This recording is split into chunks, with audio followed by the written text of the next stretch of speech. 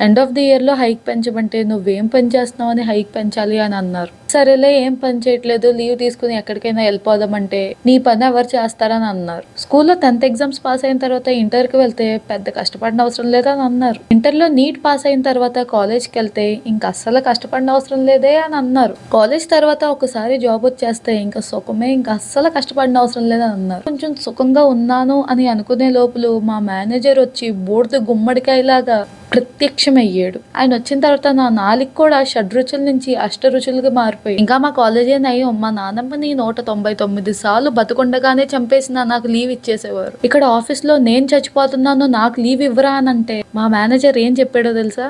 నాకు అపెండిసైటిస్ వచ్చి నేను బాత్రూమ్‌కి వెళ్ళిపోతున్నానని ఆఫీస్‌కొచ్చాను. ఆ డెడికేషన్ ఒకవేళ నీ కళ్ళల్లో చూస్తే నేను 2 రోజులు లీవ్ ఇస్తానని అన్నాడు. ఏంటి నేను ఇప్పుడు ఆడి కోసం అపెండిసైటిస్ తెచ్చుకొని బాత్రూమ్‌కి వెళ్ళకుండా ఆఫీస్‌కి రావాలి. ఇలాంటి వాళ్ళని ఏం చేయాలంటే తీవ్రవాదుల దగ్గర 2 రోజులు టికెట్ చేసి పంపించేయాలి. వచ్చిన తర్వాత కళ్ళల్లో భయం ఉంటది చూసారా? ఆ భయాన్ని చూసి నేనే ప్రశాంతంగా బతికేస్తా.